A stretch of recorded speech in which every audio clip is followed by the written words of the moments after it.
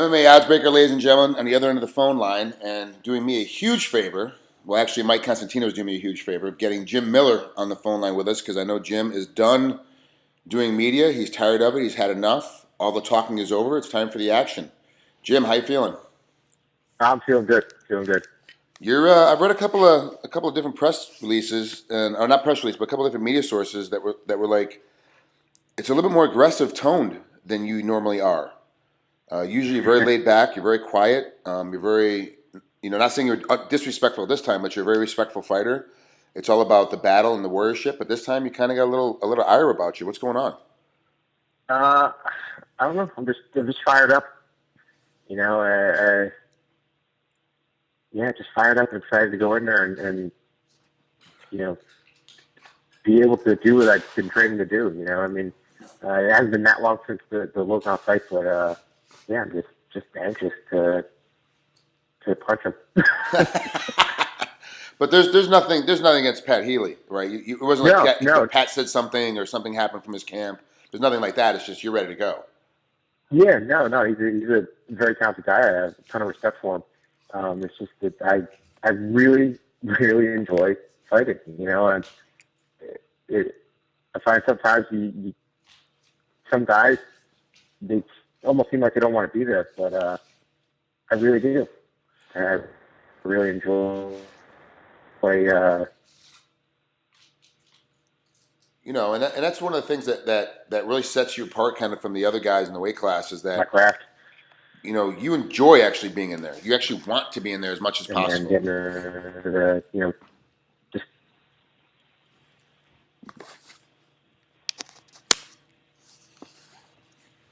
Jim, I lose you there for a second? Sorry about that. I can hear. I just heard that. Yeah, sorry about that. Sorry, I lost you there for a second. We had a bad connection. But what I'm saying is that what sets you apart from the other guys in the lightweight division is that you actually enjoy the fight. Like where everyone kind of gets nervous about the fight time and being in there with all the opponents and the media and the pressure and all that stuff. And that's when you shine the most.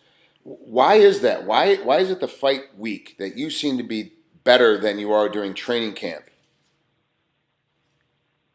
Just because this is my, this is the end of the road. This is what I get to do. I put in the hours of training, and I basically don't get to do everything that I want to do on the mat. I have to hold back a little bit, and when it comes to the fight, I get to use all the tools, all at the same time, and it just, it's fun. It's a feeling that I just, you can't describe it. There's nothing else like it on the planet. Stepping in there and fighting. It's locked inside of a cage. Well, you beat Joe Lozon your last time out by unanimous decision. You're welcoming Pat Healy from Strikeforce into the UFC.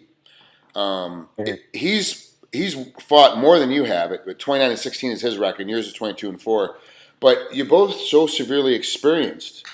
Where do you see this fight putting you in the ranking of the 155s? You win this fight on Saturday night.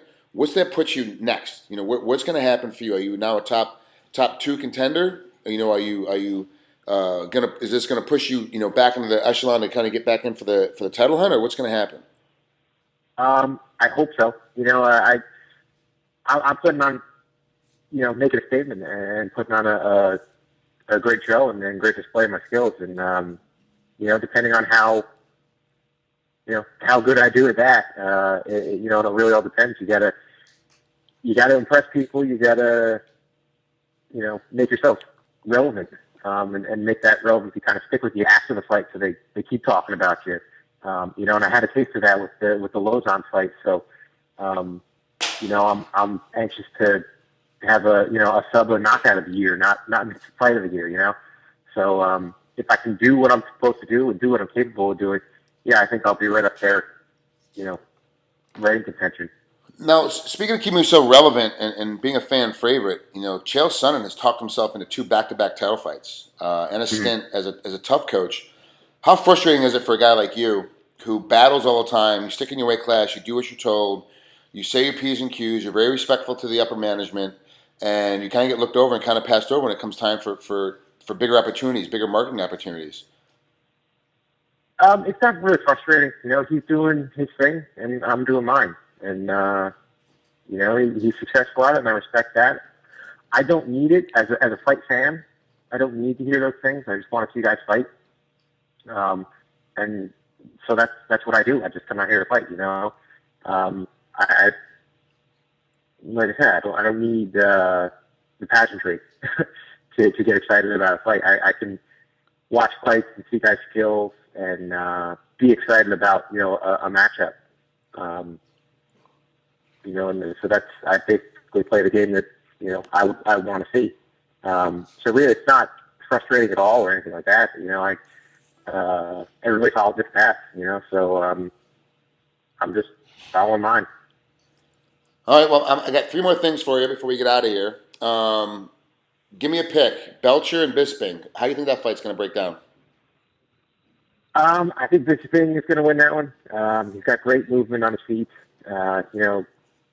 He has been hit with some big shots that have cost him fights, but those were against some of the hardest strikers, in the world.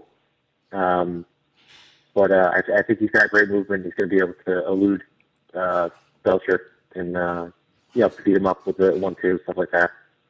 John Jones, Chael Sonnen. How do you think that one's going to fall apart? I'm a big fan of the way Chael fights.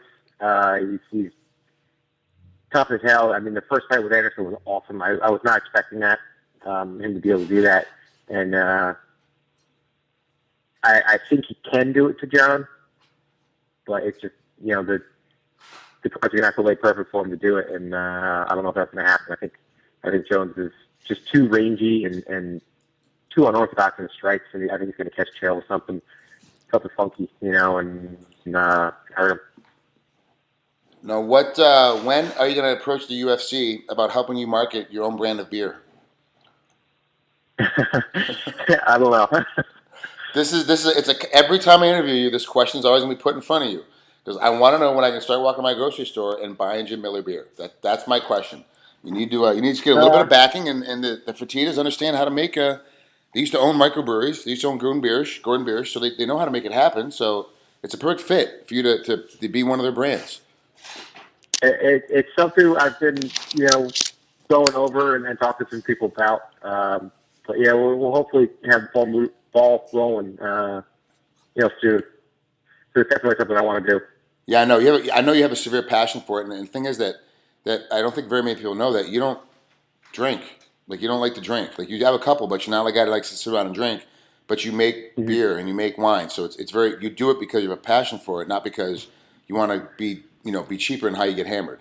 So to me, it's really interesting. I definitely want the folks to know that. Yeah, definitely.